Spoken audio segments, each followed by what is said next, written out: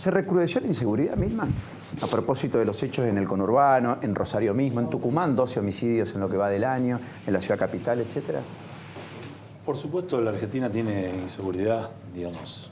Durante muchos años nos dijeron que no. Nosotros lo primero que hicimos en la gestión fue reconocer que este es uno de los grandes problemas de la Argentina y venimos trabajando en conjunto con todas las provincias, porque hay que entender que este no es solo un problema del Estado Nacional, porque las policías provinciales dependen justamente de los gobernadores.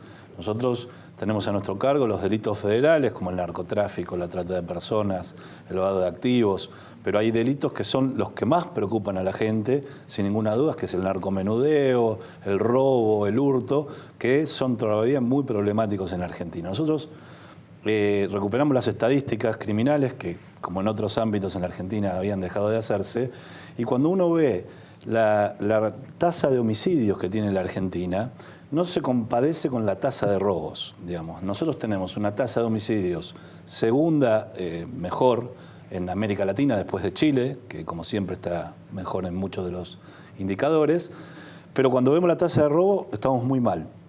Y eso que se denuncia poco. Y eso que la tasa de no denuncia es alta, digamos. O sea, lo que usted quiere decir es que, a ver, para el que padece la trágica muerte de algún familiar y algún ser querido en un hecho de inseguridad, naturalmente ninguna estadística le va a reconfortar. Está claro. Pero usted dice, en términos de estadística de homicidio, la Argentina no está tan mal, más bien está mejor que cualquiera salvo Chile, pero en la tasa de robos, que es lo permanente, está muy alto y asimismo la mitad casi no se denuncia, por lo tanto, probablemente más de la mitad.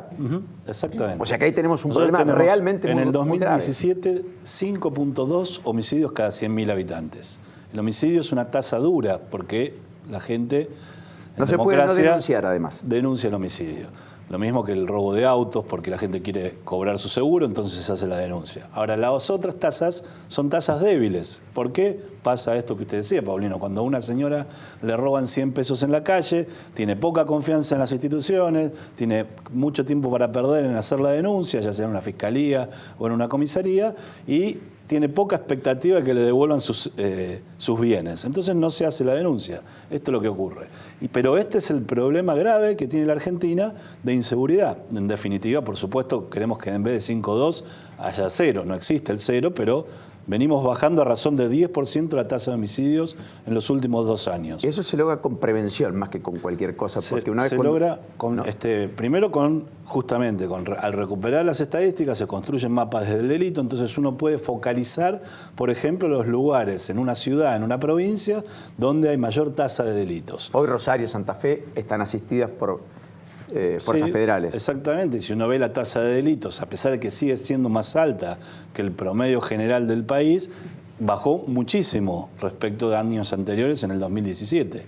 Sigue siendo por arriba de la tasa de homicidios, tiene más de 8%, por ejemplo, la ciudad de Rosario, la provincia de Santa Fe, tiene más de 8 puntos, pero tanto la ciudad de Santa Fe como la de Rosario han bajado y tenemos que seguir trabajando porque generalmente, estacionalmente, cuando viene el verano, cuando vienen las fiestas, cuando viene el calor, se producen mayores tasas de homicidio tanto en Santa Fe como en Rosario. ¿Y eso por qué?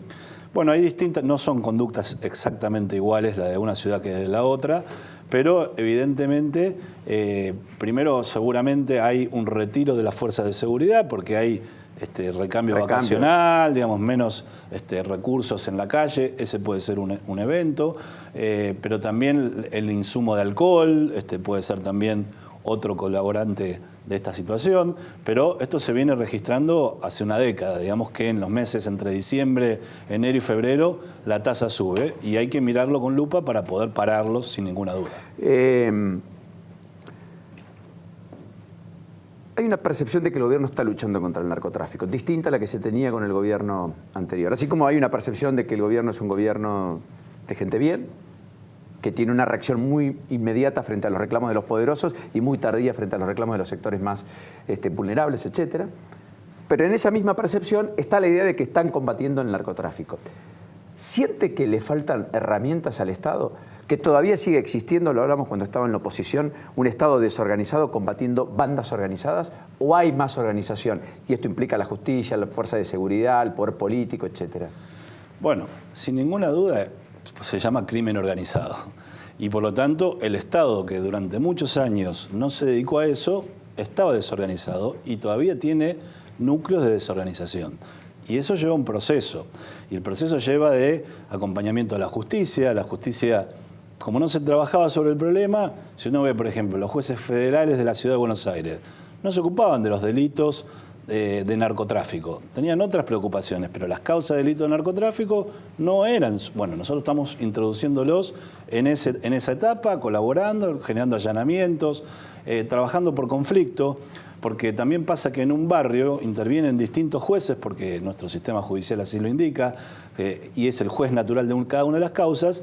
Entonces muchas veces pasa que un juez determina allanamientos sobre una determinada banda y lo que termina produciéndose ahí es el fortalecimiento de otra, porque no es que desaparece la demanda, sino lo que genera en definitiva es un monopolio de otras bandas. Entonces hay que trabajar por conflicto, coordinar a la justicia para que todos los allanamientos se hagan coordinadamente, en conjunto, se ataque a todas las bandas. Y el problema que nosotros tenemos, nosotros hemos trabajado muchísimo sobre el narcotráfico y creo que la sociedad, como decía usted, Paulino, nos lo reconoce o lo reconoce a todo el gobierno. Pero el narcomenudeo sigue estando, digamos, la gente que está en el barrio siente que la cocina, el pequeño kiosco, el delivery, todavía hasta ahí no llegamos.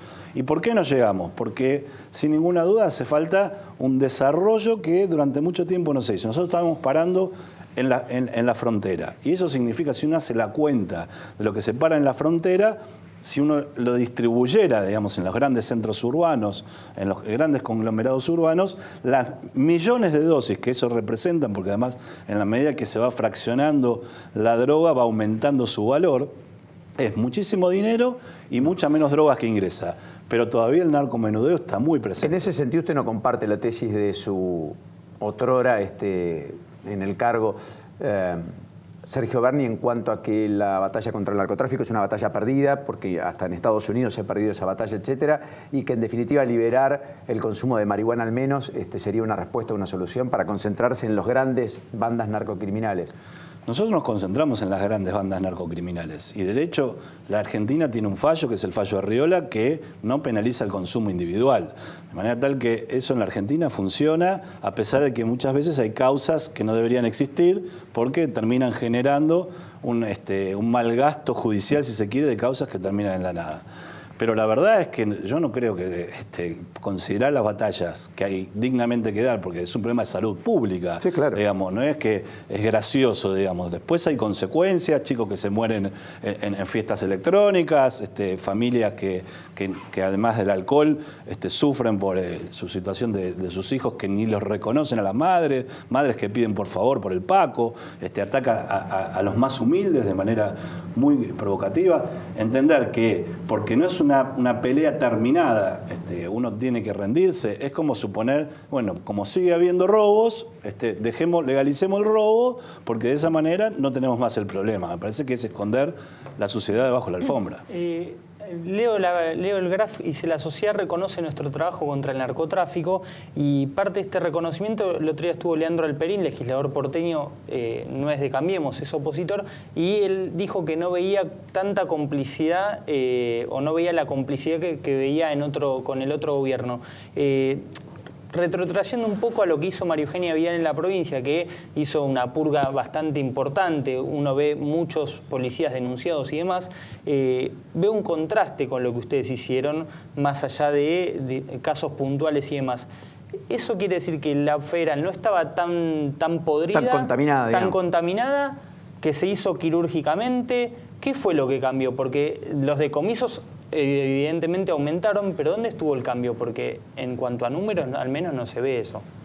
¿A números de qué? A números amplios de policías denunciados penalmente, bueno, exonerados. Primero hay una línea gubernamental respecto de que nosotros, y como lo hace la gobernadora en la provincia, la política no está comprometida. Y cuando está comprometida, cuando hay un intendente de Itatí, cuando hay el que sea, el viceintendente, el jefe de la federal en Itatí, el jefe de la policía de Corrientes en Itatí, un gendarme que ya no estaba en Itatí, pero que había estado, están detenidos, digamos. No hay No hay cobertura para nadie. No hay cobertura. Nadie levanta el teléfono. No, absolutamente, digamos. Nosotros hemos detenido muchísimos integrantes de la Fuerza Federal, por ahí no tiene tanta prensa como lo que le ha pasado, porque además la gobernadora ha sufrido amenazas, ha sufrido su ministro amenazas, bueno, distintas cuestiones que han sido muy públicas. Digamos, pero la verdad es que, primero, una bajada de línea. Segundo es que el problema de los integrantes de la Fuerza de Seguridad ocurre cuando se territorializan. Y eso ocurre cuando están las comisarías, cuando empiezan a tener una constante con los delincuentes. En cambio, en nuestro caso, después de haber dividido la Policía Federal, que fue para la Policía Federal un proceso muy traumático, sin ninguna duda, la Policía Federal es una institución que tiene más años que la Nación, inclusive, imagínense que hubo que dividirla casi por mitades, y eso significó para nosotros, un problema para la ciudad que lo viene llevando a la creación de la policía de la ciudad, pero para nosotros poder liberarnos de esa territorialidad, dedicarse al delito complejo, a las bandas, a la investigación. Nosotros queremos llevar a las fuerzas federales a un modelo distinto, es un modelo de investigaciones, no tanto de policía que está metido en el delito, sino un policía que investiga, que piensa, que estudia el problema, que estudia los modos operandi, que son cambiantes, obviamente, el delito es dinámico, de manera tal que eso nos permitió, de alguna manera, poder salir de ese contacto cotidiano, mano a mano, de complicidad, de la pizza, de la vieja historia que todos conocemos. Milman, ¿vuelve la hinchada visitante a los estadios? Bueno, eso es lo que ha anunciado la provincia de Buenos Aires. En el caso de la provincia de Buenos Aires hay que después del Mundial. Hay que entender que la habilitación respecto a los estadios es jurisdicción de cada uno de las provincias o donde se juega. El ministro Ritondo ha anunciado, junto al presidente del fútbol argentino, que tenían la intención después del Mundial volver a que los visitantes participen, y ojalá así sea. Nosotros nos encontramos hace poco en Mendoza, que nosotros tenemos un programa nacional que es Tribuna Segura, que le hicimos un Tribuna Segura 2.0 porque le pusimos un sistema de reconocimiento facial que nos permite identificar y contrastar contra una base de datos que tenemos de personas que no pueden ingresar a los estadios. Y les avisamos que esas personas tampoco van a poder ingresar a los estadios en el Mundial. Así que evítense pagar el pasaje porque tenemos firmado un convenio. ¿La historia de Bebote Álvarez en Brasil no se va a poder repetir? Efectivamente. Bueno, pueden no tener restricciones del país, para salir del país. Veremos pero a la cancha cómo no se resuelve. A la cancha no van a poder entrar. No van a poder entrar. No van a poder entrar. ¿Por qué? ¿Le van a hacer un reconocimiento Porque nosotros tenemos facial? firmado un convenio con el gobierno ruso, que es el que organiza el Mundial de Fútbol, y nosotros le vamos a administrar quiénes son las personas que han sido violentas en la Argentina, y seguramente el gobierno ruso va a actuar en consecuencia. Milman, ya que Paulino mencionó a Bebote Álvarez, quería preguntarle qué piensa de Moyano, porque él, después de la declaración testimonial que dio Bebote Álvarez, termina denunciándolo a usted por decir que esa declaración estaba arreglada. Primero le digo una cosa personal. Sentí como que debuté, porque es la primera denuncia que tengo en mi vida.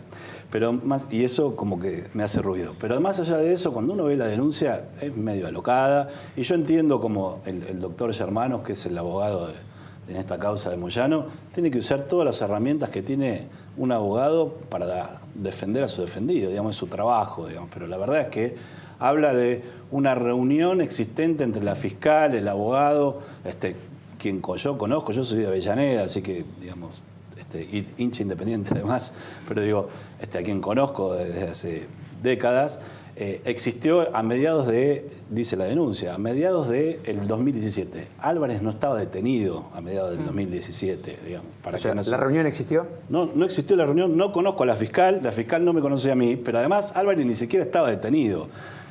Y después hace circunstancia de que, como la ministra de Seguridad, Patricia Bullrich, se enfrentó con Moyano en un programa, todos recordarán, el de la piba, hace muchos años, y que yo soy parte de ese ministerio, y que además fui en una lista de diputados nacionales, cuando fui diputado nacional, vinculada a Carrió, que también dijo que la familia Moyano eran todos criminales, hace una relación de que yo hubiese participado en fraguar pruebas. Me parece bárbaro. ¿Se abrió una causa penal? Seguramente. No sé si se abrió, la tiene un juez. Se presentó. Si es una denuncia, veremos lo que opina el fiscal, la fiscal. ¿Usted le cree a Bebote Álvarez? No, yo no le creo nada. Bebote de Álvarez es alguien que está detenido por la justicia de la provincia de Buenos Aires y dice otras cosas de otra persona no sé si le van a servir a él en lo más mínimo. Lo que tendrá que demostrar Álvarez es su inocencia o no en la justicia, como cualquiera de nosotros. A mí me hace una denuncia, tengo que ir y demostrar. Me preguntaron si yo le iba a hacer una denuncia a Moyano, la verdad que no, ya tiene un montón de denuncias en distintos juzgados. Me parece que darle más trabajo a Germanos no es el mío. Milman, lo último, está Natalia Bolosín para hablar del caso Cristóbal López. ¿Qué sintió? Bueno, no sé si está bien lo que yo diga, porque ocupo un rol institucional, pero la verdad es que no creo que sea el mejor de los fallos para una sociedad que necesita ejemplos, digamos. Y entonces me parece que los fallos tienen que ser ejemplificadores y después puede haber, en el derecho siempre hay mitad de la biblioteca que dice una cosa, mitad de la biblioteca, y las interpretaciones suelen jugar. Pero la verdad es que creo que no es el mejor de los casos de un ciudadano que ha sido detenido por la justicia, que es liberado en segunda instancia y que después sale y dice que estuvo secuestrado, digamos, ¿no? La verdad que estuvo a disposición del Poder Judicial, no es secuestrado por nadie, y si yo he leído muchos comentarios y dice, si estuvo secuestrado, ¿qué quiere decir? Que pagó un rescate, digamos, y que por eso salió. Me parece que son inadecuadas sus argumentaciones y que el fallo no me es feliz. Gracias. A usted, Paulina. Hasta la próxima, muy gentil.